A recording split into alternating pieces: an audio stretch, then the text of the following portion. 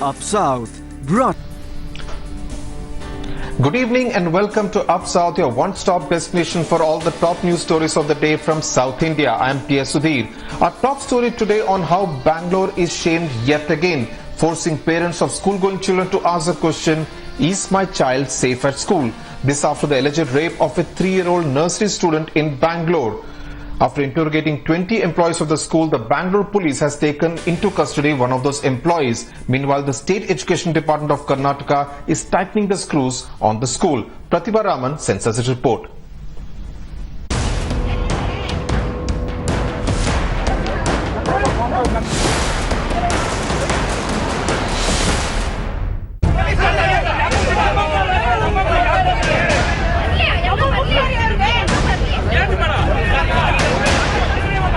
No end to Bangalore's rape shame.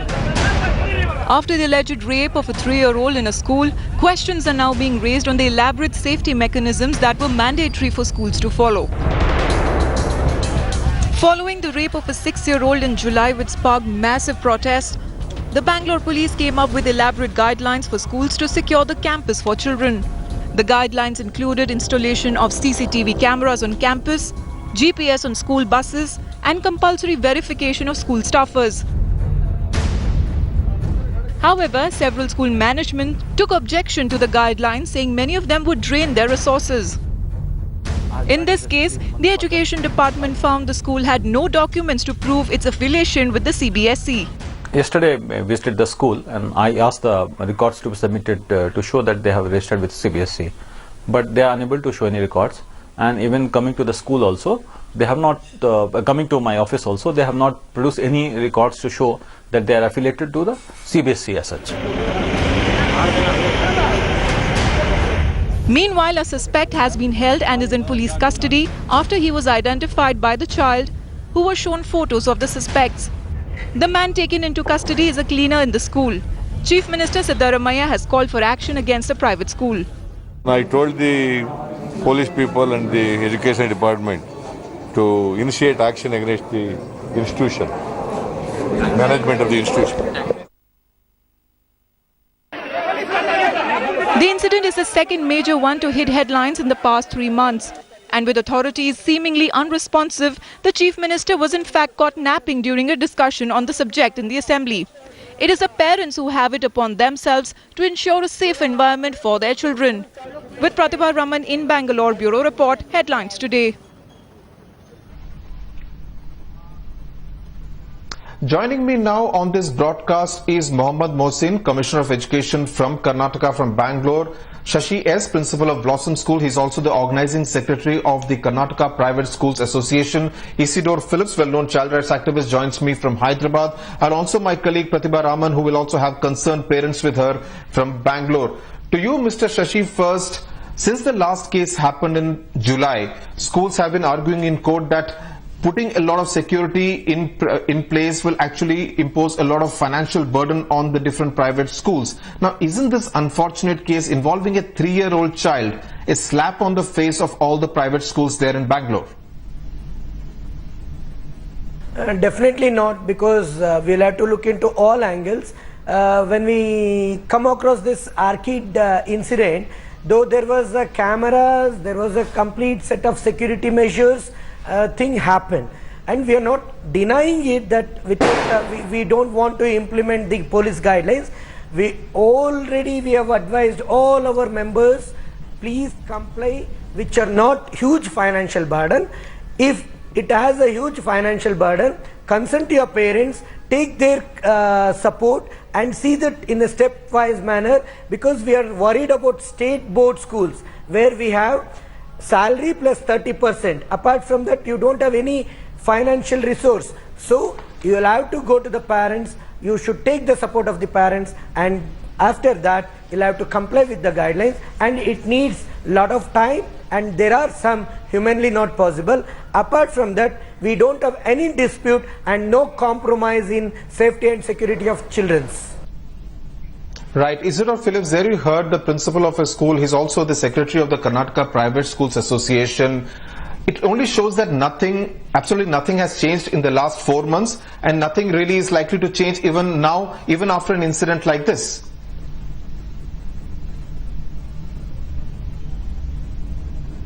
I think when schools take a stand in the court of law, saying, yes, it's a huge financial burden to ensure that we do these measures. Now, what measures are we talking about? We are talking of measures for ensuring that the very institutions that are started for children become safe. Now, is it too much to ask a school to it's like going and asking any hotel, now please, when will you start serving food? And food that you serve should be good. So you cannot say now, yes, I will serve food, but the food that I serve will become very hygienic and healthy after about 6 months, because I do not have the wherewithal to do it. And I think the schools are taking a stand that is extremely unreasonable. It's extremely detrimental to the interests of a child. We are saying if there are institutions that are created for children, the first priority of these institutions has to be ensure that the children have a safe childhood. Is it too much to ask a school? Mr. Shashi, in July when the incident happened involving a 6-year-old child, one of the things which were considered mandatory is the background checks of all employees. Will you be able to tell our viewers that since July, in the last 4 months or so, how many employees, new and old, have actually been subjected to background checks in all schools in Karnataka, specifically Bangalore? 100%. Most of our schools, they are already submitted, and there are some schools who are submitting it, because even that has a huge financial burden, because every teacher has to be paid 250 and there are 200, 300 children, and in that schools they have a small resource and they'll have to pay in thousands, and they're already doing it. And we have told these managements, please do it on or before 30th, and there is no scope especially for police verification certificates. Right. Pratibha Raman, you have been hearing what the panelists are saying, especially Mr. Shashi, who is from the Blossom School, also representing the different schools in Karnataka. What is the reaction of the parents to what has happened specifically at this school, and this entire fear factor, whether my child is really safe at the school? Well, Sudhir, just when they were recovering from the entire shock of a similar incident that took place 3 months ago, this comes as a big jolt for many of the parents. I have with me some concerned parents, ma'am. I'm sure this comes as a big shocker for you. If you can step forward. Definitely. How can such thing happen again and again in such a big schools? We are seeing prospectors, we are seeing buildings, we are seeing everything, and then putting our child in the school. And what is happening? There is so much gap between parents and teachers. Nobody is ready to listen to the parents at all. And nobody is willing to listen. Do you also echo the same sentiment, because you were part of the protest that took place 3 months ago? Yeah, a few quick points here. Firstly, around 3 months back, when the similar incident happened in another international, so-called international school, we Bangaloreans from all walks of life staged a massive rally at Freedom Park. And the police commissioner had come and he had assured us that such an incident would not take place. The chief minister had assured us, and again we see the same thing. We don't know whom to trust in, whom to have our faith in. The police department is not doing their duty. The government has not performed its duty here as well. And we see that the school, once this case comes up, there's so many other issues that in the school the registration was not done properly. An absolute complete state of despair and complete state of loss of faith is what most of these Bangaloreans seem to be echoing, and seem to be dwelling in that state of anxious self. Back to you, Sudhir. Right. Anxiety really there among the Bangaloreans. Pratibha, stay on with us. Mr. Shashi, you heard what the parents have to say. Clearly, lip sympathy is not what they are looking for. They want to know when Bangalore schools will become really safe for their children. Are you in a position to give some kind of an assurance? How can you say only school is not safe? Entire society is not safe. So let us collectively take the responsibility as a citizen of this country, as a citizen of this Bangalore. We all together, we can safeguard our children, not only just school. It is also the parents' responsibility, it is also the society responsibility, it is also the police department, home department, and entire government, because the law and order has to be very stringent, so that any accused, before he does some mistake, he should have a fear which will not leave him So then only you can control the children's crime. I mean, what is happening at the moment, abuse or whatever it is on the children's, it has to be controlled only by these developments, not just by implementing some CC cameras or increasing security in the campus.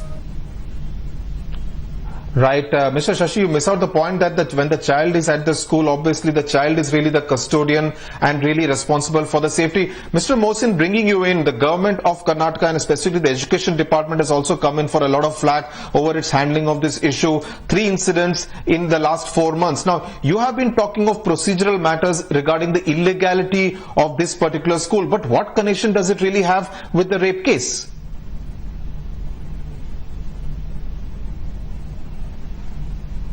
See, this Orchid School, they have taken permission in 2013-14 with our department to run in Kannada schools, Kannada medium schools. But unfortunately, they have extended to 7th standard and they are following the English medium and CBSE pattern. To public, they are claiming that it's a CBSE run school. But when we asked, our team visited 2 days back and gave the timing that please give me your documents to show that you are affiliated to CBSE schools. But they are unable to show it. In this case, yesterday personally also I visited the school and I asked the principal, vice principal and other management people, but they were unable to show. They said, no sir, I'll send you the records to your office. I said, fine, no issue. So again, they came to our office and then submitted some documents, but it nowhere mentioned that actually they have been affiliated or anywhere. They're going and showing some CBSE circular, which is nowhere that say that Orchid School has been registered or affiliated with CBSE school board. So that is the issue. And one more thing is which is serious, and I think that's why this thing has happened, that what we lead, that even nursery classes in Karnataka, they should mandatorily register with us for opening nursery classes. But they were unable to show any records to show that nursery class have been registered with us or anybody as such. Right, Mr. Mohsin, still not able to quite understand what connection do this legality of the school have to do with this particular rape case. But many of the schools have also said in the Karnataka High Court that they don't have the funds to install the CCTV cameras and various other security paraphernalia. Do we understand that the education department headed by you is really helpless, a very toothless body?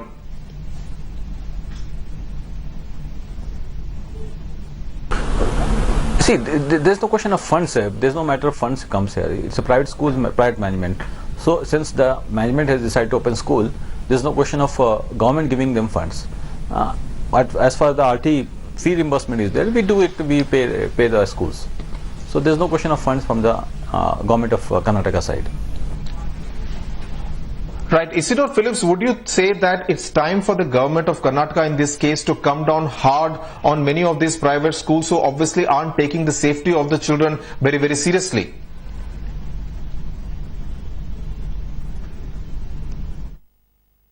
So I think the government at the end of the day are the custodians of all children.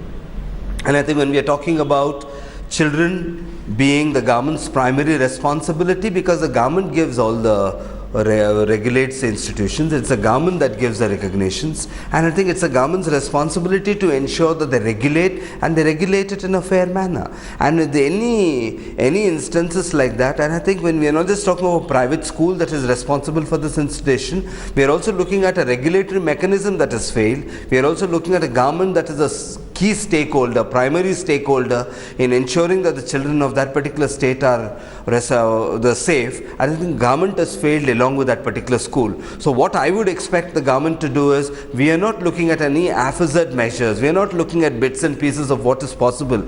We are looking at every institution where children are for a few number of hours, that needs to be ASAP become safe for children. 2, we are looking at the same mechanism. We are looking at everybody, adults who are having access to children, they need to go through vetting mechanism, and their behavior needs to be checked. And I think we are looking at a whole lot of sensitization. We are looking at do's and don'ts for adults. We are looking at a whole lot of regulatory mechanism where child safety, child protection is a part of the regulatory mechanism of the state education department.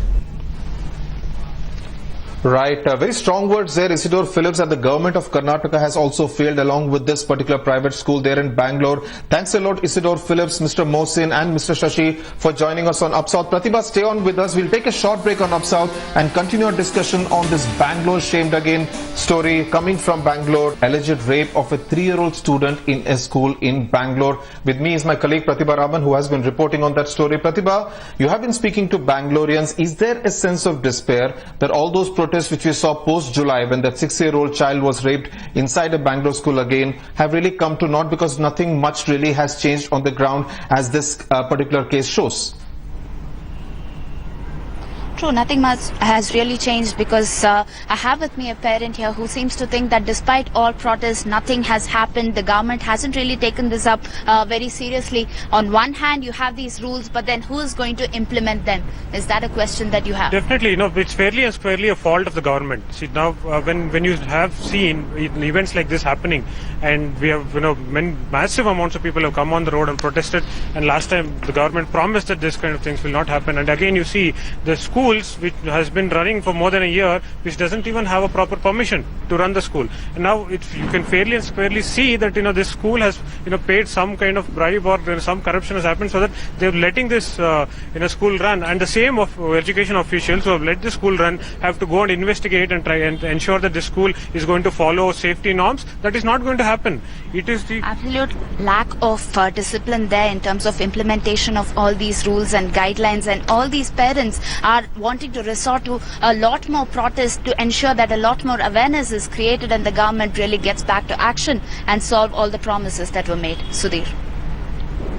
Right. Thanks a lot, Pratibha, and all the parents who have come on the show with you for joining us on Up South. Clearly, the government of Karnataka really will have to crack the whip and ensure there are no more cases like this in schools in Bangalore and in fact in every other city in India. That's it then on Up South this Friday evening. News and updates will continue.